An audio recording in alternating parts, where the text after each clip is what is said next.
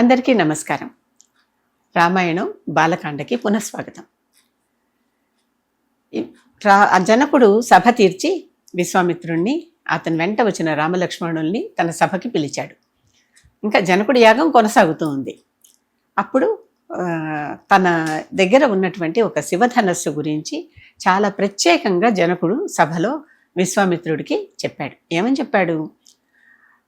శివుడి ధనస్సు ఒకటి, అంటే త్రిపురాసుర సంహారం అప్పుడు శివుడికి ఒక ధనస్సు, రాముడికి అంటే విష్ణువుకి ఒక ధనస్సు ఇచ్చారు కనుక ఆ విష్ణువుకి ఇచ్చిన ధనస్సుతో విష్ణువు, శివుడికి ఇచ్చిన ధనస్సుతో శివుడు యుద్ధం చేసి త్రిపురాసుర సంహారం జరిగిన తర్వాత, ఆ త్రిపురాసుర సంహారం తర్వాత విష్ణువుకి శివుడికి కొద్దిగా భేదం వచ్చి, అంటే ఎవరి ధనస్సు గొప్పది అనే విషయం మీద చివరికి వారిద్దరూ దేవతలకి ఆ ధనస్సులు ఇచ్చేశారు. ఆ ఇచ్చినటువంటి ధనస్సు శివుడి నుంచి దేవతలకు వచ్చింది, దేవతల నుంచి దేవరాతుడు అని ఈ జనకుడి పూర్వీకుడికి వచ్చింది. ఈ జనకుడికి పూర్వీకుడికి వచ్చినటువంటి ధనస్సుని శివుడి ధనస్సు అని చెప్పి వాళ్ళు చాలా పూజనీయమైన వస్తువుగా ఒక పూజాగృహంలో ఉంచి దానికోసం ఒక పెద్ద పేటిక తయారు చేశారు. ఆ పేటికని ఒక 8 చక్రాలున్న ఒక తోపుడు బండి లాంటి దాని మీద పెట్టారు. దానిపైన ఆ పెట్టెలో ఈ ధనస్సును పెట్టారు. పెట్టి దానికి నిత్యం పూజలు జరుగుతున్నాయి. ఇదంతా మిథిలా నగరంలో జరుగుతోంది. ఇంత గొప్ప ధనస్సు తనకి దొరికింది. అదే సమయంలో ఈయన తనకి పిల్లలు కావాలని ఒక తపస్సు యాగం లాంటిది చేయబోయి నాగలితో భూమి దున్నటం మొదలుపెట్టాడు. అంటే యజ్ఞభూమిని ముందర దున్ని సిద్ధం చేసుకోవాలన్నమాట, మనం శంకుస్థాపన చేసినట్టు. అలాంటివి చేయబోయాడు. చేస్తున్నప్పుడు ఆ నాగేటి చాలులో ఒక పెట్టెలో సీత దొరికింది. చక్కగా సీత యోనిజ, చక్కగా మహాలక్ష్మి స్వరూపం దొరికేసరికి జనకుడు చాలా సంతోషించేశాడు. నా యజ్ఞ ఫలం ఇవాళే వచ్చేసింది నాకు అనుకున్నాడు. ఆ సీతని ఇంటికి తీసుకువెళ్ళి పెంచుకున్నాడు, కూతురులాగా చక్కగా పెంచుకున్నాడు. ఈ ఎలాగైతే నాకు దైవదత్తంగా అయాచితంగా లక్ష్మీదేవి నాకు దొరికిందో, ఎవరైతే నాకు ఇది దొరికిందో అటువంటి ధనస్సును ఎత్తగలిగేటటువంటి వీరుడికి మాత్రమే నా సీతనిచ్చి వివాహం చేస్తాను అని ముందరే ప్రతిజ్ఞ చేసుకున్నాడు జనకుడు. కనుక ఎవరైతే ఈ ధనస్సును ఎత్తుతారో వారికి మాత్రమే సీత లభిస్తుంది. అది మాత్రం జనకుడు పెట్టుకున్నటువంటి ఒక దీక్ష, ప్రతిజ్ఞ. ఈ సమయంలో చాలామంది రాజకుమారులు వారందరూ సీతను చూసి చాలా ముచ్చటపడి ఆ ధనస్సును ఎత్తే ప్రయత్నం చేయడానికి వస్తూనే ఉన్నారు వారి దగ్గరికి. ప్రతివారు చాలామంది ప్రయత్నించిన వారందరూ ఆ ధనస్సును ఎత్తారు, విఫలమయ్యారు, వెళ్ళిపోయారు. అంతేగాని సీతా స్వయంవరం ఒక్క రోజున జరిగి అందరు రాజుల్ని వరుసలో కూర్చోబెట్టి ఒక్కొక్కళ్ళని వెళ్ళి ప్రయత్నించమని ఈ విధంగా జరగలేదు రామాయణం ప్రకారం, అంటే వాల్మీకి చెప్పిన దాని ప్రకారం.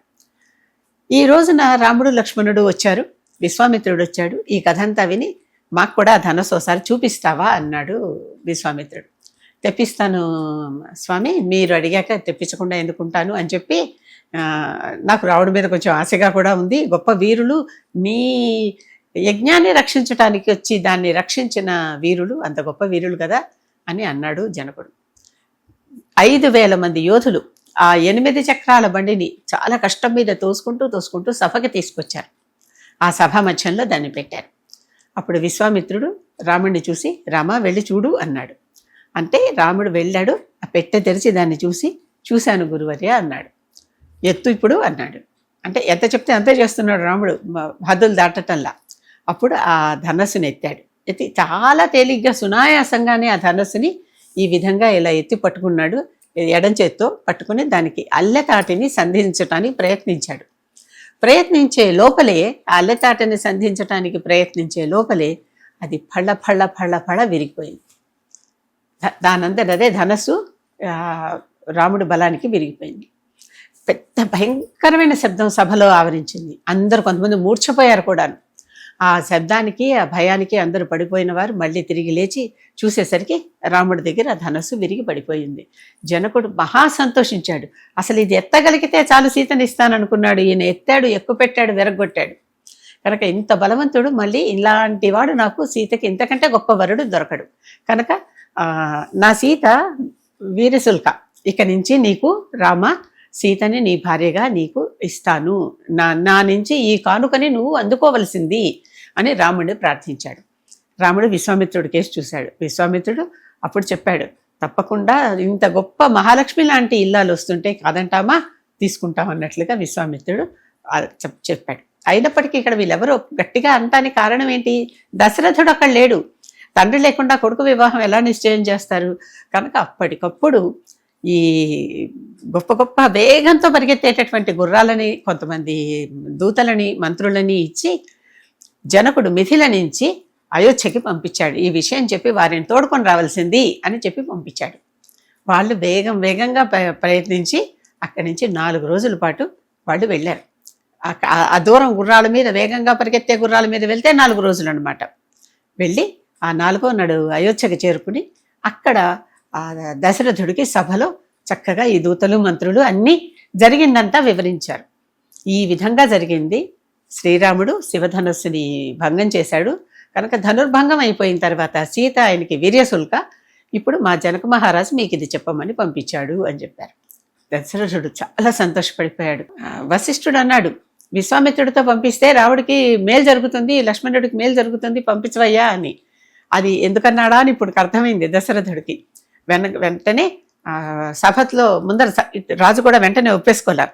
సభలో ఈ విషయం ప్రవేశపెట్టి అందరూ వింటున్న విషయమే, ఈ విధంగా జరిగింది, మీకందరికీ సమ్మతి అయితే మనం వెళ్ళి సీతకి రాముడికి వివాహం చేసి వాళ్ళని మన దేశానికి తెచ్చుకుందాం, అందరికీ సమ్మతమేనా అని ఒకసారి సభను అడిగాడు. సభలో అందరూ కూడా చాలా సంతోషపడిపోయారు. అంత గొప్ప నాగేటి చారులో దొరికినటువంటి సీత, లక్ష్మీదేవి లాంటి సీత దేశానికి కోడలుగా వస్తుందంటే అందరూ సంతోషపడిపోయారు. అందరూ వెంటనే ఒప్పుదల, వాళ్ళ సమ్మతి తెలిపారు. అది తెలియంగానే వెంటనే వీరందరూ మేము బయలుదేరి వస్తాము, మనం అందరం కూడా వేగంగా ప్రయాణించే గుర్రాలను మేము కూడా తీసుకుని మనందరం కలిసి మిథిలకు వెళదాం అన్నారు. అక్కడ జనకుడి యాగమేమో మిథిలలో ఇంకా నడుస్తోంది, అయిపోతుంది. వీళ్ళందరూ వచ్చేసరికి అంటే ఈ సభలో చక్కగా సీతని పరిణయం ఆడటం అనేది రాముడికి దాదాపుగా నిశ్చయమైపోయినట్లే. దశరథుడు కూడా అక్కడ ఒప్పుకున్నాడు, ఆ సమాచారం ఇక్కడికి రావాల్సింది అంతేను. ఆ మన్నాడు యాగం పూర్తయ్యే రోజుకి, ఆ ముందర రోజుకే ఈ దశరథుడు మిగిలిన వారందరూ వారి మంత్రులతో సహా వచ్చారు. ఇక్కడ ఒక విషయం ఉంది, పెళ్లికి వెళ్ళేటప్పుడు పురుషులు మాత్రమే వెళ్తారు, క్షత్రియుల్లో స్త్రీలు వెళ్ళరు అనేది ఈ కథలో, ఇక్కడ రామాయణం కథలో కనిపిస్తుంది. కేవలం అయోధ్య నుంచి పురుషులు మాత్రమే ఈ వివాహానికి వచ్చారు, స్త్రీలెవ్వరూ రాలేదు. కౌసల్య కూడా రాలేదు, స్త్రీలెవ్వరూ వివాహానికి రాలేదు. ఈ రకంగా అందరు వచ్చాక అప్పుడు జనకుడు చెప్పాడు, రేపు తెల్లవారుతూనే నా యాగం పూర్తయిపోతుంది, అది వెనువెంటనే మనం నిశ్చితార్థ ముహూర్తాలు లాంటివి పెట్టుకుందాము, మీకందరికీ సమ్మతమే కదా అనుకున్నారు. అప్పుడు దశరథుడు ఒక మాట అన్నాడు, ఏమని? నువ్వు ఇచ్చేవాడివి, నేను పుచ్చుకునేవాడిని, కన్యా దానం కదా, నువ్వు కన్యను మాకు దానం చేస్తున్నావు, దానం చేసేవాడివి, నువ్వు ఒప్పుకొని ఇష్టపడి దానం చేస్తున్నావు, మేము దానం స్వీకరించేవారం కనుక మేము తక్కువ వారం, మేము తప్పకుండా మా అనుమతి మీకు ఇస్తున్నాం, మేము తీసుకుంటాం దానం, ఇంత గొప్ప దానం మాకు ఇస్తుంటే వద్దంటామా, మాకు సీత కావాలి, సీతని మాకు కోడలుగా ఇవ్వమన్నాడు. అప్పుడు మాటల్లో వీళ్ళిద్దరి మధ్యన ఇంకొక విషయం వచ్చింది. నాకు ఇంకొక కూతురు కూడా ఉంది, సీత తర్వాత అమ్మాయి, దాని పేరు ఊర్మిళ. ఆ అమ్మాయిని విశ్వామిత్రుడే చెప్తాడు, చక్కగా లక్ష్మణుడు ఉన్నాడు చూడవయ్యా, ఎంత చక్కని పిల్లవాడో, ఆ లక్ష్మణుడికి ఊర్మిళనిచ్చి వివాహం చేద్దామా అని ప్రపోజ్ చేస్తాడు. అంటే ఇక్కడ ఎవరు? వశిష్ఠుడు, విశ్వామిత్రుడు కలిసి ఈ మాట అంటున్నారు. అనేసరికి చాలా సంబరపడిపోయాడు జనకుడు. అంటే తన కూతుళ్ళు ఇద్దరు అక్కడికి వెళ్ళినా కలిసే ఉంటారు కదా అన్న ఆనందంలో, నాకు ఎటువంటి అభ్యంతరము లేదు, చక్కగా సీతా ఊర్మిళలని రామలక్ష్మణులకు ఇచ్చి వివాహం చేద్దాం అని నిశ్చయించుకుంటారు. ఆ తర్వాత మరునాడు యాగం పరిసమాప్తి రోజు, అప్పటికి ఆ తమ్ముడితో పాటుగా, అంటే జనకుడికి ఒక తమ్ముడు ఉన్నాడు, ఆ తమ్ముడు తను కూడా వచ్చాడు అక్కడికి. ఆ తమ్ముడు పేరు కుశధ్వజుడు. ఇతను చెప్తున్నాడు, సాంకాశ్యపురాన్ని ఇతను పరిపాలిస్తూ నా తమ్ముడే అక్కడ ఉన్నాడు, మేమిద్దరం వేరే వేరే రాజ్యాల్లో ఉన్నప్పటికీ మేము కలిసిమెలిసే ఉన్నాం, నా యాగానికి కావలసిన సంబరాలన్నీ కూడా అతను అక్కడి నుంచి సాంకాశ్యపురం నుంచి అవన్నీ పంపించాడు, ఆ సామగ్రి అంతా. అందుకని మేమిద్దరం అన్నదమ్ములం కలిసే ఉంటున్నాం. నేను పెద్దవాడిని కనుక పరంపరగా వచ్చేటటువంటి ఈ రాజ్యం నాకు వచ్చింది, తర్వాత సాంకాశ్యపురాన్ని ఓడించినాక ఆ రాజ్యం కుశధ్వజుడు చేస్తున్నాడు అని చెప్పాడు. చెప్పాక కుశధ్వజుడు కూడా నమస్కరించి తనని తాను పరిచయం చేసుకున్నాడు. అన్నీ చెప్తూ ఆయనకు కూడా ఇంకో 2 ఆడపిల్లలు ఉన్నారని తెలిసింది. వాళ్ళిద్దరు ఎవరు? మాండవి, శృతకీర్తి, 2 అక్క చెల్లెళ్ళు వాళ్ళు. మళ్ళీ విశ్వామిత్రుడు, వశిష్ఠుడు కూర్చుని ఆ ఇద్దరు పిల్లలని భరత శత్రుఘ్నులకు ఇచ్చి పెళ్లి చేసేయచ్చు కదా. అక్క చెల్లెళ్ళు నలుగురు, అంటే అన్నదమ్ముల పిల్లలు, అక్కడ అన్నదమ్ములు నలుగురు, చక్కగా కలిసిమెలిసి ఉంటారు కదా, ఎంత గొప్ప వంశం జనక వంశం అని అనుకున్నారు. ఎంత గొప్ప వంశం ఈ దశరథ వంశం. ఇలాంటి ఈ వంశస్థులు పరస్పరం పరిణయం ఆడితే చక్కటి వంశాలు వృద్ధి చెందుతాయి కదా అని నిశ్చయించుకున్నారు వీళ్ళిద్దరు. అనుకుని మళ్ళీ వాళ్ళు ఈ తండ్రులు ముగ్గురికి, ఇప్పుడు కుశధ్వజుడు కూడా చేరాడు కదా, చెప్పారు ఈ విషయం. చెప్పేసరికి కుశధ్వజుడు కూడా, మా అన్నగారు ఏ ఇంటిలో తన పిల్లల్ని ఇస్తున్నాడో ఆ ఇంటిలో ఇవ్వటానికి నా పిల్లలకి నాకు అభ్యంతరమే ఉంటుంది, నేను నా పిల్లలని కూడా వారి అన్నదమ్ములకి ఇచ్చి వివాహం చేస్తానన్నాడు. ఆ రకంగా రామ భరత లక్ష్మణ శత్రుఘ్నులకి సీత, మాండవి, ఊర్మిళ, శృతికీర్తి ఈ నలుగురితో వివాహం మాటలలో చక్కగా నిశ్చయం చేసుకున్నారు. అక్కడ వారి నిశ్చితార్థం లాంటి కార్యక్రమం కూడా ఒకటి చేసుకుని చాలా సంతోషపడ్డారు. ఇది అయిపోయిన తర్వాత భరతుడి మేనమామ అంటే కైకేయి సోదరుడు యుధాచిత్తు తన మేనల్లుడిని తీసుకెళ్ళటానికి అయోధ్య వచ్చాడు. మళ్ళీ ఇతను వచ్చేసాడు. ఈ మేనల్లుడు లేకుండా తాతగారు ఉండలేరు, మనవడు లేకుండా. భరతుడు తీసుకెళ్ళటానికి వచ్చినటువంటి వాడు ఈ విషయం తెలుసుకుని వీరి వెనకాలే పయనించి అతను కూడా మిథిలకు వచ్చేసాడు. అంటే ఇక్కడి నుంచి తీసుకెళ్ళిపోదాం అన్న ధోరణిలో వచ్చాడు. ఇక్కడి పెళ్లి చూసుకుని ఇక్కడి నుంచి తీసుకెళ్దాం అన్న ధోరణిలో వచ్చేసాడు. వచ్చేసరికి ఆ యుధాచిత్తు కూడా ఈ వివాహానికి చాలా ఇష్టపూర్వకంగా సమ్మతించాడు. మేనమామ కదా భరతుడికి మేనమామ, చక్కగా సమ్మతించాడు. 4 వివాహాల గురించి చాలా గొప్పగా చేయాలని అన్నీ నిర్ణయించుకుని అప్పుడు ఈ పురోహితులు కలిసి ఉత్తర ఫల్గుణి నక్షత్రం చాలా బాగుంది ఈ వివాహాలకి, నలుగురికి ఆ నక్షత్రంలో వివాహం చేయొచ్చు అనుకున్నారు. నలుగురికి ఉత్తర ఫల్గుణి నక్షత్రం నాడు వివాహం చేయటానికి నిశ్చయించుకున్నారు. ఆ విధంగా చేసినటువంటి వివాహాల్లో మొట్టమొదట సీతకి కళ్యాణం, తర్వాత ఊర్మిళ, తర్వాత మాండవి, తర్వాత శృతకీర్తి. ఈ విధంగా, ఎందుకంటే మొట్టమొదట జనకుడు వచ్చి రాముడి చేతిలో సీత చేయి పెట్టి ఇయం సీత మమ సుత సహధర్మచరీతవా అని మంత్రం చెప్పుకుంటూ, ఈమె నా సీత, నా కూతురు, నీతో సహధర్మచారిణిగా ఉంటుంది, నువ్వు ఏ ధర్మం పాటిస్తే తన ఆ ధర్మం పాటిస్తుంది, నీ మాటని పొల్లుపోకుండా చక్కగా నీతో పాటు పతివ్రత ధర్మం ఆచరిస్తూ నీతో ఉంటుంది అని అన్ని చెప్పుకొస్తున్నాడు జనకుడు. ఆ తర్వాత ఊర్మిళ చేయి తీసుకుని లక్ష్మణుడి చేతిలో పెట్టి చక్కగా ఊర్మిళని కూడా లక్ష్మణుడికి అప్పచెప్పాడు, నీకు సహధర్మచారిణిగా ఉంటుంది అని. ఆ తర్వాత మాండవి శృతకీర్తులను కూడా చక్కగా తనే వారి చేతులు భరత శత్రుఘ్నుల చేతుల్లో పెట్టి ఇదే పద్ధతిలో ఈ నలుగురిని తనే చేతిలో పెట్టి పాణిగ్రహణం చేయించాడు అన్నగారిగా పెద్దవాడైన జనకుడు. ఈ జనకుడు అనేది వంశ పరంపరగా వచ్చినటువంటి పేరే కానీ అసలు పేరు శీరధ్వజుడు అని అంటారు. ఇతను ఇవన్నీ 4 చేయించాక తర్వాత కన్యాదానం చేసే కార్యక్రమం వచ్చినప్పుడు సీతా ఊర్మిళలకి పెద్దవాడైన జనకుడు, మాండవి శృతకీర్తులకి రెండో వాడైన కుశధ్వజుడు ఆయా వరులకి కన్యాదానం చేశారు. ఈ రకంగా సీత పెళ్లి మహాఘనంగా, అంటే ఒక పెళ్లి కాదు 4 పెళ్లిళ్ళు. ఈ నలుగురిని పెళ్లి కొడుకులను చేసి కూర్చోబెడితే మధ్యలో దశరథుడు కూర్చుంటే మహాబ్రహ్మలాగా 4 వైపులా 4 దిక్పాలకులు కూర్చున్నారు అన్నంత శోభతో దశరథుడు వెలిగిపోయాడట. దశరథుడు మహదానందపడిపోయాడు. ఇంత చక్కని కన్యలు, ఇంత చక్కని వంశము, గొప్ప రాజవంశము, ఇలాంటి వంశం దొరికినందుకు దశరథుడు చాలా తృప్తి పడిపోయాడు. వీళ్ళందరినీ కూర్చోబెట్టి వివాహంలో ఒక కార్యక్రమం ఉంటుంది. కన్యని నిశ్చయించుకున్న తర్వాత వధూవరుల ప్రవరలు చదువుతారు. ఇది వాల్మీకి ప్రకారము వధూవరుల ప్రవరలు వాళ్ళు చెప్పారు. ఇది దాంట్లో ఎవరు ముందర ఎవరు వెనక అంటే మొత్తం వంశం చెప్తున్నారు. మేము ఇంత వాళ్ళం అని చెప్పాలన్నమాట. మన వంశం అంతా ఇది, అటేడు తరాలు ఇటేడు తరాలు చూడాలి అని మన ఈ రోజుల్లో, అంటే మొన్నటి దాకా అనుకునేవాళ్ళు. ఇప్పుడు 1 తరం 2 తరాలు చూడటమే కష్టమైపోతుంది. ఎందుకంటే వీళ్ళకి పెళ్ళిళ్ళు అయ్యేసరికి వాళ్ళ పెద్దవాళ్ళు ఎవరు ఉండట్లేదు, ఆ విధంగా అయిపోతున్నారు. మనుషులే లేరు ఉండట్లా. అలాగే తాతల గురించి పిల్లలకి తెలిసే రోజులు కూడా అయిపోయినాయి ఇప్పుడు కాలంలో మాట. ఆ రోజుల్లో ఎన్ని తరాల దాకా చెప్పుకున్నారో ఒక్కసారి మనం చెప్పుకుందాం, విందాం. మొట్టమొదట వరువు శ్రీరాముడు, అంటే నలుగురు వరులే. వీళ్ళ వంశ పరంపర చెప్తున్నాడు వశిష్ఠుడు. వాళ్ళ కులగురువు కదా, వీళ్ళది వశిష్ఠ గోత్రం. అది కూడా చెబుతూ వీళ్ళకి ఎప్పటి నుంచో తరతరాలుగా మేమే గురువులం కనుక మా గోత్రమే వీళ్ళకి వస్తుంది వశిష్ఠ గోత్రం అని. ఈ మాట ప్రత్యేకంగా ఎందుకు చెప్పాల్సి వస్తుందంటే, ఈ మధ్యన భద్రాచలంలో చేసేటటువంటి సీతారామ కళ్యాణంలో నేనైతే అది ఒప్పుకోలేను. నారాయణుని గోత్రం అంటే విష్ణువు లక్ష్మీనారాయణుల గోత్రాలు చెప్తున్నారు, సీతారాముల గోత్రాలు కాకుండా. వారు లక్ష్మీనారాయణలే కానీ ఆ అవతారం మారి సీతారాములుగా ప్రస్తుతం ఈ సమయంలో ఉన్నారు. పైగా రాముడు తన బతుకంతా అంతా కూడా ఎప్పుడు కూడా నేను విష్ణు వంశని అని ఎక్కడ చెప్పడు, ప్రకటించడు, దాని మహత్తులు కూడా ఏమీ చూపించడు. అంతేకాకుండా చాలా స్పష్టంగా నేను మనిషిని, దశరథుడి కొడుకుని అని కూడా చెప్పుకున్న సన్నివేశాలే మనకి రామాయణంలో కొల్లలుగా కనిపిస్తాయి. అంతేకాకుండా వీళ్ళకి క్షత్రియులకి గురువుల గోత్రాలే వస్తాయి. వీరు నారాయణుడని ప్రకటించుకోలేడు కనుక రాముడనే ప్రకటించుకుని రాముడికి ఏ గోత్రం ఉంటుందో ఆ గోత్రమునే చెప్పుకుంటూ వస్తున్నారు.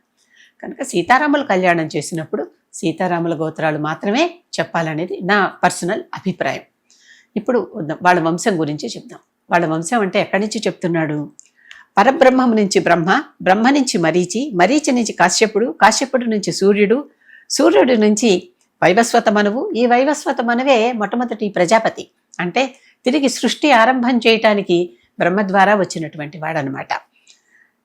వైవస్వతుడి కొడుకు ఇక్ష్వాకుడు, ఇక్ష్వాకుడు కొడుకు కుక్షి, కుక్షి తర్వాత వికుక్షి, బాణుడు, అనరణ్యుడు, పృథువు, త్రిశంకువు, దుందుమారుడు, యువనాశ్వుడు, మాంధాత, సుసంధి, ధ్రువసంధి, భరతుడు, అసితుడు. ఇక్కడున్న భరతుడి పేరు మీదే ఈ రాజ్యం అంతా కూడా భారతదేశం అని పేరు వచ్చిందనేది కూడా ఒక మాట ఉన్నది. మనకి ఏ భరతుడు, చాలా మంది భరతులు మనకి చరిత్రలో కనిపిస్తారు. వాటిలో ఈ భరతుడు కూడా ఒకడు. ఇందాక వచ్చిన త్రిశంకువు కూడా అంతకు ముందర విశ్వామిత్ర చరిత్రలో ఏ త్రిశంకువు గురించి అయితే విన్నామో అతనే ఈ త్రిశంకువు. భరతుడు, అసితుడు, సగరుడు. ఈ సగరుడు దగ్గర ఒక చిన్న కథ చెప్పుకుందాం. సగరుడు అనే పేరు ఎందుకు వచ్చింది ఏంటి అనేది. సగరుడు విశ్వామిత్ర కథలో కూడా గంగని దింపినప్పుడు చెప్పాడు. ఆయన గంగావతరణంలో గురించి చెప్తూ సగరుడు గురించి చెప్పాడు. ఈ సగరుడికి తండ్రి అసితుడు. ఈ అసితుడు చాలా చిన్న వయసులోనే ఇద్దరు భార్యలు గర్భంతో ఉండగా చనిపోయాడు. వారికి పుట్టిన వాళ్ళలో పిల్లవాడే తర్వాత రాజు అవ్వాలి. పెద్ద భార్యకి ఎవరు ముందర పుడితే వారు అన్నట్లుగా. అప్పుడు ఒక భార్య తనకంటే ముందరే అవతల సవితికి సంతానం కలుగుతుందని భ్రమించి కాదు, అలా ఉన్నాయి వారి గర్భస్థ దశలు. ఆ సవితికి విషం పెడుతుంది, గరడం పెడుతుంది. గరం అంటారు సంస్కృతంలో. ఆ గరం పెట్టేసరికి ఆవిడ తెలుసుకోక తాగేసింది. అప్పుడు వెంటనే పోయి చవన మహర్షిని ఆశ్రయించి, ఆయన దేవవైద్యుల నుంచి వైద్యం నేర్చుకున్నటువంటి వైద్యుడు. అప్పుడు చవన మహర్షి దగ్గరికి వెళ్ళి ఆయనని అడుగుతుంది. ఆవిడ పేరు కాళింది. ఇలా నేను తెలుసుకోకుండా నా సవితి పెట్టిన విషం తిన్నాను కనుక నా గర్భస్థ శిశువుని రక్షించవలసింది అని అడుగుతుంది. ఆ గర్భస్థ శిశువు అతనే సగరుడు. గరం మింగినా కూడా బతికి బయటపడ్డాడు కదా చవన మహర్షి వైద్యం ద్వారా, కనుక అతను సగరుడు అని పేరు పడ్డాడు. ఆ గరము మింగాడు కనుక గర్భంలో ఉండంగానే గరము అతని శరీరంలో ప్రవేశించింది కనుక అతని పేరు సగరుడు అయింది. కనుక గరముతో కూడినవాడు అని అర్థం. గరం అంటే విషము అని. ఆ సగరుడు తర్వాత అసమంజసుడు, అంశుమంతుడు, దిలీపుడు, భగీరథుడు, కకుత్స వంశం అంటారు. దీంతోనే రఘువంశం అని కాళిదాసు గారు ఈ రఘువు నుంచి మొదలుపెట్టి రఘువంశం ఒక గొప్ప వంశంలాగా ఆ చరిత్ర అంతా ఈయన రాశాడు. రామాయణమే అది. మళ్ళీ ప్రవృద్ధుడు, కల్మాషపాదుడు. ఈ ప్రవృద్ధుడినే కల్మాషపాదుడు అంటున్నాం ఎందుకంటే ఇతను ఏం చేశాడు, ఒకసారి ఒక గొప్ప యాగం చెయ్యమని వశిష్ఠుడిని కోరాడు. కోరితే అతను నేను చేయను అన్నాడు. తప్పు, ఇలాంటి యాగాలు చేయకూడదు అన్నాడు. అనేసరికి అని చివరికి వశిష్ఠుడు అతన్ని శపిస్తుంటే నువ్వు నన్ను శపిస్తావా, నేను కూడా నిన్ను శపిస్తాను అని చెప్పి ఇతను కూడా కమండలంలో జలం తీసుకుని ఈ ప్రవృద్ధుడు శపించబోతే భార్య ఆపింది. గురువుని శపించకూడదండి, తప్పు అని. అదేం చేయాలో తెలియక ఆ జలాన్ని తన పాదాల మీదే పోసుకున్నాడు. ఆ పాదాలు నల్లగా కమిలిపోయినాయి. అందుకని ఇతనికి కల్మాషపాదుడు. కల్మషం అంటే కష్మలం, కల్మషం అంటాం. కొంత మురికి చేరింది అనమాట దాని మీదకి. కల్మాషపాదుడు అనే పేరు వచ్చింది ఇతనికి.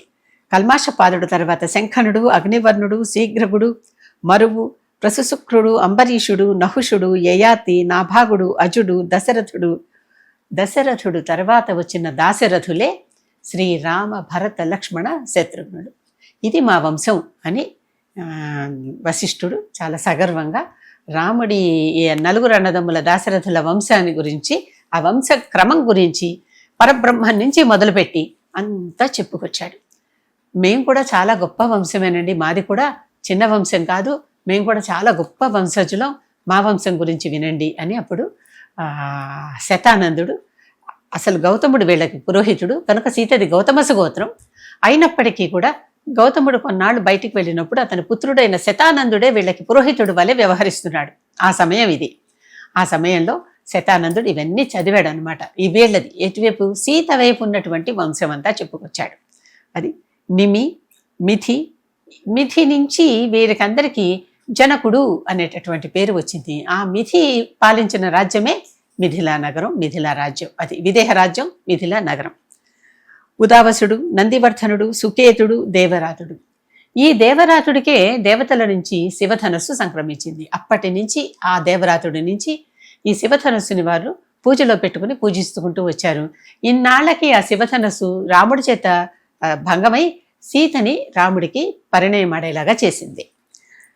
బృహద్రథుడు, మహావీరుడు, సుధృతి, దృష్టకేతువు, హర్యస్వుడు, మరువు, ప్రతింధకుడు, కీర్తిరథుడు, దేవమీఠుడు, విబుధుడు, మహీద్రకుడు,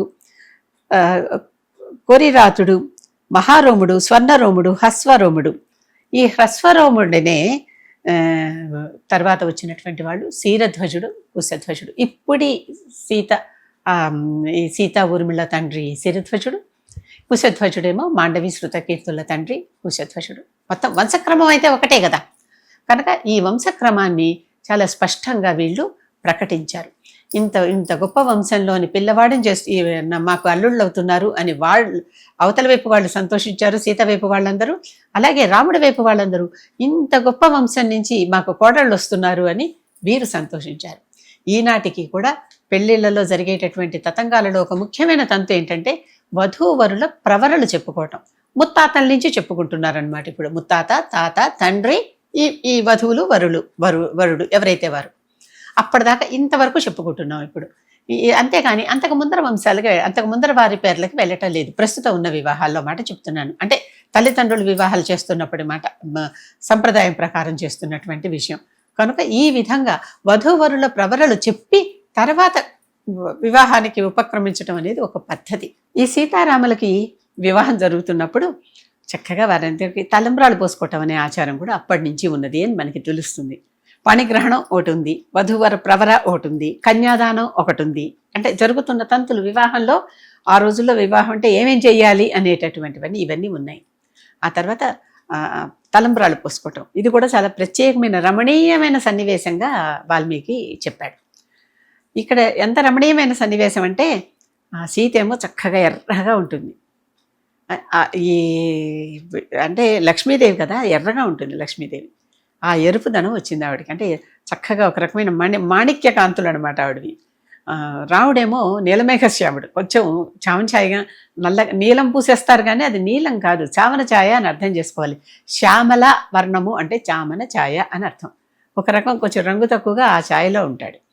ఇక్కడ ఏమైంది, వాళ్ళ మధ్యన ముత్యాల తలంబ్రాలే. అప్పుడు ఈ తండులాలు కలపటం అనేది లేదు. తండులం అంటే బియ్యం. ముత్యాలు తీసుకొచ్చి ముందర పెట్టి తలంబ్రాలు పోసుకోమంటే సీత చేతిలో ఇలా ముందర గుప్పెట్లో తలంబ్రాలు తీసుకోగానే ఆవిడకి అలవాటే అది. తెల్లగా ఉన్నవి చేతులు ఎర్రగా ఉన్నాయి కదా, ఆ ఎర్ర చేతుల మీద ఈ ముత్యాలని ఎర్రగా అయిపోయాట, మాణిక్యాల్లా కనిపిస్తున్నాయి వెనకాల ఉన్న రంగును బట్టి. ఈ జానక్య కమలాలాంజలి పుటే యా పద్మరాగాయిత అని ఆవిడ పద్మరాగాల వల్లే అయిపోయినాయట ఆవిడ చేతుల్లోకి తీసుకోగానే. చేతుల అంజలి అంటే దోశల్లోకి తీసుకోగానే చక్కగా దాన్ని తీసుకెళ్ళి ఇలా రావణుడి మీద పోసింది ఆవిడ. రావణుడి మీద పోయంగానే అవి కిందకి ఎలా దిగాయట, నీలం రంగులో దిగుతున్నాయట. తన చేతు తీసుకున్నప్పుడు తెల్లగా ఉన్నాయి, చేతిలోకి వచ్చినప్పుడు ఎర్రగా ఉన్నాయి. ఈ ఎర్రవి రావణుడి నెత్తి మీద పోయంగానే నీలంగా దిగుతున్నాయి కిందకి. ఏమిటి ఇన్ని రంగులు మారుతున్నాయి ఇవి అని చాలా ఆశ్చర్యంగా, తన రంగు తనకి తెలుసు ఎరుపుగా అవుతాయని, ఆయన మీద నుంచి పడుతుంటే నీలంగా అవుతున్నాయని చాలా ఆశ్చర్యంగా కళ్ళు విప్పార్చి చూసిందట సీతాదేవి. ఈ సన్నివేశాన్ని వాల్మీకి ఒక పద్యంలో ఎప్పుడు శ్లోకంలో చెప్తాడు. ఇది చాలామంది ఆడపిల్లల పెళ్ళిళ్ళప్పుడు వాళ్ళ శుభలేఖల మీద కూడా ఇది చాలా ప్రసిద్ధమైన శ్లోకం, ఎక్కడైనా దొరుకుతుంది. ఆ శ్లోకం ప్రతి చోట, ప్రతి శుభలేఖ మీద, ఆడపిల్లల పెళ్ళిళ్ళ శుభలేఖ మీద ఇది వేస్తూ ఉంటారు. ఇది చాలా అప్పటి నుంచి ప్రసిద్ధమైపోయింది అనమాట. అలాగే అందుకనే ఇప్పుడు కూడా ఈ రోజుకి సీతారాముల కళ్యాణంలో ముత్యాలు పోసి ముత్యాల తలంబ్రాలు వేయటం అనేది ఒక అలవాటుగా మారింది. మన భద్రాచలంలో కళ్యాణోత్సవాలు అయితే ప్రభువులు ఇవ్వాలి కనుక, అంటే అప్పుడు మనకి తానాషా నుంచి ఇది ప్రారంభమైంది. ముత్యాలు, ఇక్కడ హైదరాబాద్ ముత్యాలకు ప్రసిద్ధి. వివాహానికి ముత్యాల తలంబ్రాలు మొట్టమొదటిసారి తానాషా తీసుకెళ్ళి ఇచ్చాడు. ఆ తర్వాత నుంచి ప్రభుత్వంలో ఎవరు ఆ అధికారిగా ఉంటే వాళ్ళు తీసుకెళ్తున్నారు. ఇక్కడ నుంచి వెళ్తే చీఫ్ మినిస్టర్ వెళ్తారు, లేకపోతే దేవాదాయ ధర్మాదాయ శాఖ వాళ్ళు వెళ్తారు.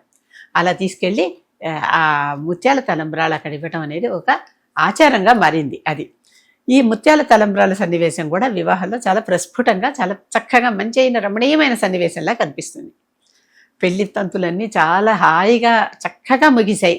అందరూ భలే సంతోషంగా పెళ్లి చేసుకున్నారు, అందరూ ఆనందంగా ఉన్నారు. అప్పుడు విశ్వామిత్రుడు చెప్పాడు, నా పని ముగిసింది కదా, నా యాగ సంరక్షణ కోసం తీసుకొచ్చిన నీ రామలక్ష్మణుని మళ్ళీ నీ చేతిలో పెట్టేస్తున్నాను. ఈసారి కోడళ్లతో కలిపి నీ చేతిలో పెడుతున్నాను. దశరథ, నాకు సెలవు ఇప్పిస్తే నేను ఇక్కడి నుంచి మళ్ళీ నా యాగస్థలానికి నేను వెళ్ళిపోయి నా తపస్సు నేను చేసుకుంటాను అన్నాడు. చాలా కృతజ్ఞతలు చెప్పి కానుకలు ఇచ్చి విశ్వామిత్రుడిని అందరూ పంపించారు. ఎందుకంటే రెండు వైపులా విశ్వామిత్రుడు ఎంత కళ్యాణాలు చేశాడు చక్కగా నలుగురికి. వాళ్ళకి ఎంత విద్య నేర్పించాడు, రామలక్ష్మణులకు మధ్యలో ఎన్ని ఆయుధాలు ఇచ్చాడు.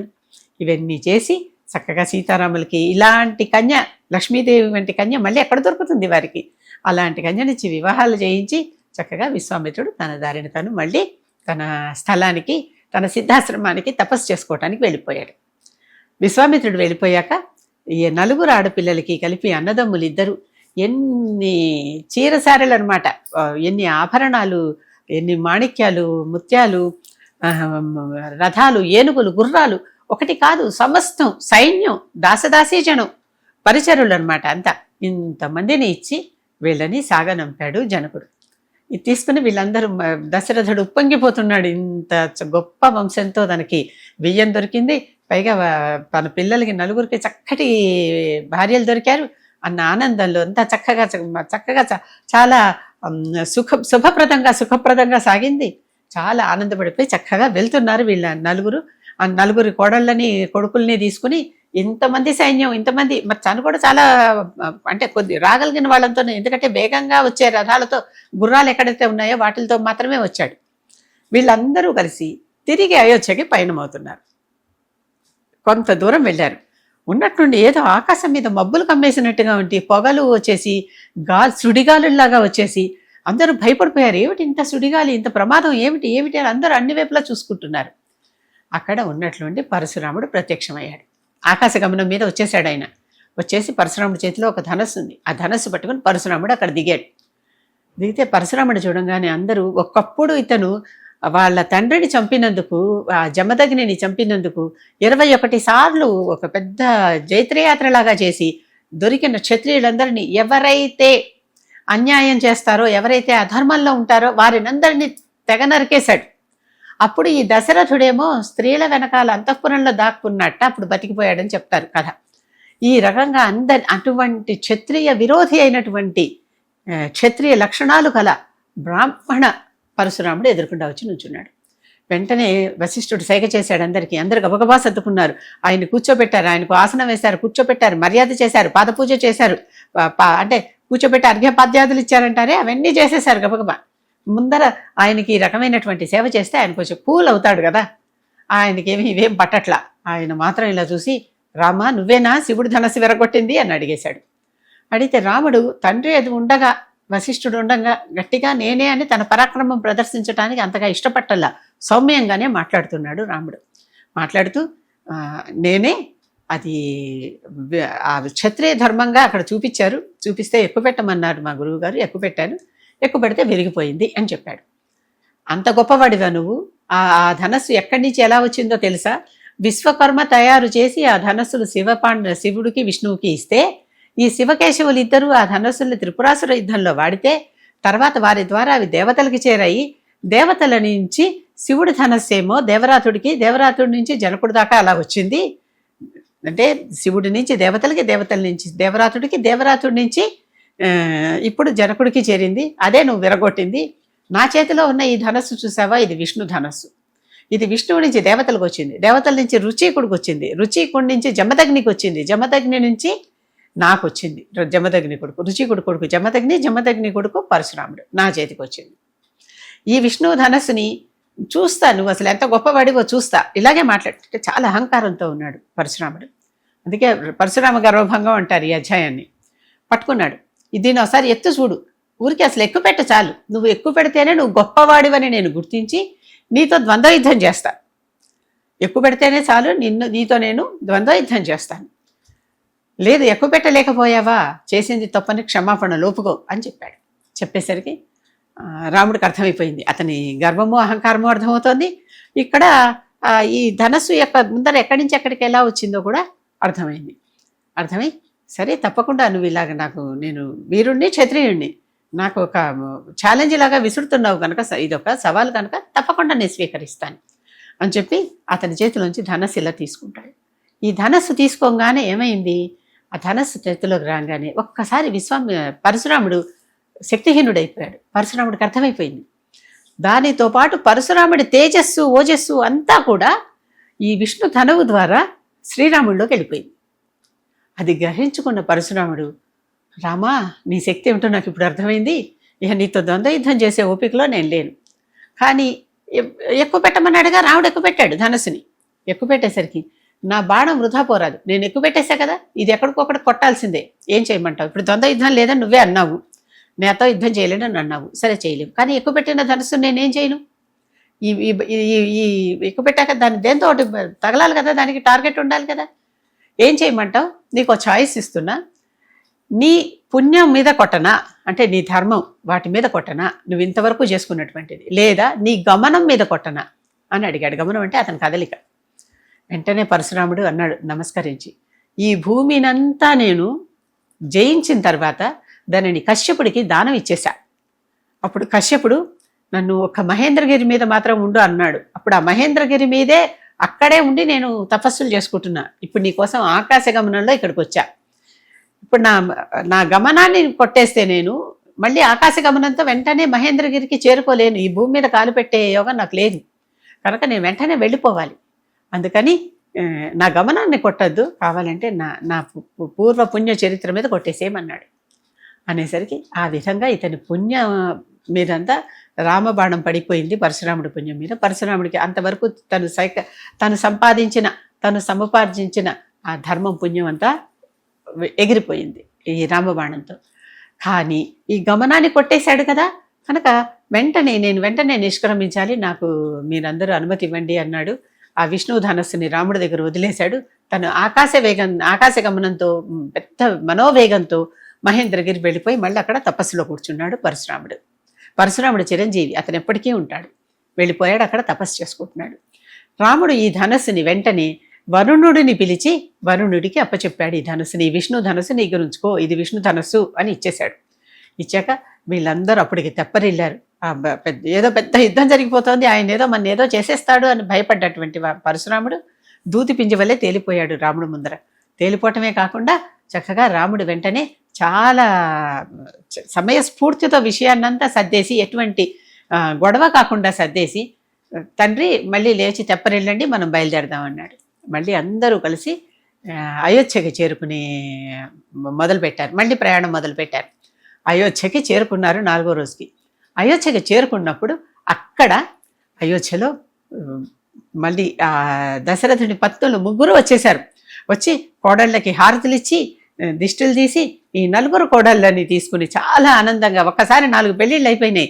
4 కోడళ్ళు ఏకకాలంలో వచ్చేసారు. అసలు పుట్టడం కూడా ఒకేసారి పుట్టారు కదా ఈ 4 కూడా, పెద్ద వ్యత్యాసం లేదు వాళ్ళ పుట్టిన సమయాల్లో. కనుక అటువంటి 4 భార్యలు చక్కగా వచ్చేసారని ఈ 4 కూడా తీసుకుని వాళ్ళని కోడళ్ళని అంతఃపురంలోకి తీసుకెళ్ళి ఎవరి భవనాల్లో వాళ్ళని ప్రవేశపెట్టి చక్కగా అందరూ ఆనందంగా ఉన్నారు. ఇక్కడితో బాలకాండ ముగుస్తుంది. ఈ బాలకాండ ముగిసిన తర్వాత నెక్స్ట్ అయోధ్యకాండ వస్తుంది. ఇక్కడ బాలకాండ గురించి ఒక చిన్న సమీక్షలాగా చేసుకుందాం. బాలకాండలో ఏమేం చెప్పుకుంటున్నాం, మనం చెప్పుకున్న కథ అంతా కుమారస్వామి జననం గురించి చెప్పుకున్నాం, గంగావతరణం గురించి చెప్పుకున్నాం, విశ్వామిత్రుడి చరిత్ర గురించి చెప్పుకున్నాం, పరశురాముడి చరిత్ర గురించి చెప్పుకున్నాం. మళ్ళీ ఈ రకంగా ఇన్ని చెప్పుకున్నా కూడా ఎక్కడా కూడా జయ విజయులే శాపవశాత్తు ఈ విధంగా ఇక్కడ రావణ కుంభకర్ణులుగా పుట్టారని కానీ, నారాయణుడే స్వయంగా విష్ణువుగా పుట్టాడని కానీ చెప్పుకోలే. కాకపోతే వీళ్ళు చేసినటువంటి యాగాల గురించి చెప్పుకున్నాం. పుత్రకామేష్టి యాగం గురించి చెప్పుకున్నాం, ఋష్యశృంగుడి గురించి చెప్పుకున్నాం, అశ్వమేధ యాగం గురించి చెప్పుకున్నాం. ఈ జనకుడు చేసిన యాగం గురించి చెప్పుకున్నాం. విశ్వామిత్రుడు సిద్ధాశ్రమంలో చేసిన యాగం గురించి చెప్పుకున్నాం. తాటక వధ గురించి చెప్పుకున్నాం. సుబాహు వధ గురించి చెప్పుకున్నాం. మారీచుడి ఎగిరికొట్టడం గురించి చెప్పుకున్నాం. అంటే 1000 యోజనాలు ఎక్కడికో దూరంగా వెళ్ళి పడిపోయాడనేటటువంటి మారీచుడి గురించి చెప్పుకున్నాం. ఇన్ని రకాల చరిత్రలు చెప్పుకుంటూ అహల్య శాప విమోచనం గురించి చెప్పుకున్నాం. గౌతముడు అహల్యల మళ్ళీ తిరిగి పునఃసమాగమం గురించి చెప్పుకున్నాం. ఇంద్రుడు చేసిన దోషం, ఇంద్రుడికి వచ్చిన శాపం గురించి చెప్పుకున్నాం. ఇన్ని రకాల విషయాలు ఈ బాలకాండలో మనకి తెలుస్తూ మళ్ళీ శివ ధనుర్భంగం గురించి చెప్పుకున్నాం. మళ్ళీ సీతారామ కళ్యాణం గురించి చెప్పుకున్నాం. పరశురామ గర్భభంగం గురించి చెప్పుకున్నాం. ఒకటి కాదు, ఎన్ని ఎన్ని ఎన్ని ఎన్ని చెప్పుకుంటూ వస్తున్నామో ఆలోచించండి. ఎన్ని చెప్పుకున్నా ఎక్కడా కూడా రాముడే విష్ణువు అనే మాట ఎక్కడా చెప్పాం. ఇక్కడ ఇంకొకటి కూడా జరిగింది. ఎప్పుడైతే ఇది ఇక్కడ ఊరికే వృక్షవానర జననం అని వాల్మీకి కూడా చెప్పాడు. కాకపోతే వీళ్ళందరూ దేవతల ద్వారానే వచ్చారు అని అక్కడ ఆ మాట మాత్రం రాముడి గురించి అయితే చెప్పడు. కానీ ఈ వృక్షవానర జననంలో వీళ్ళందరూ ఎవరి నుంచి ఎవరు వచ్చారు అనేది మాత్రం చాలా చక్కగా ఇక్కడ చర్చించాడు వాల్మీకి. వృక్ష అంటే ఎలుగుబంటు కూడా ఉన్నాయి కదా సుగ్రీవుడి సైన్యంలో. జాంబవంతుడే వాళ్ళందరికీ పెద్దవాడు.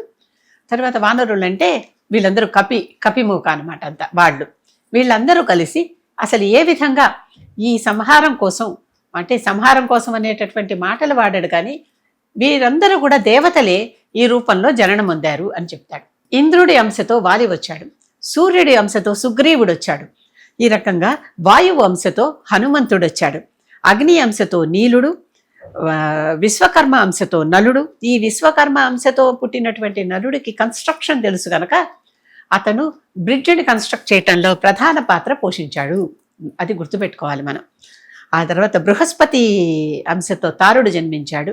ఈ తారకి తండ్రి తారుడు జన్మించాడు. తర్వాత కుబేరుడి అంశతో గంధమాదనుడు జన్మించాడు.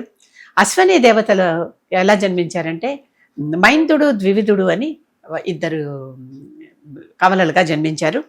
మళ్ళీ వరుణుడు, పర్జన్యుడు, సుషేనుడు గాను శరభుడు గాను జన్మించారు.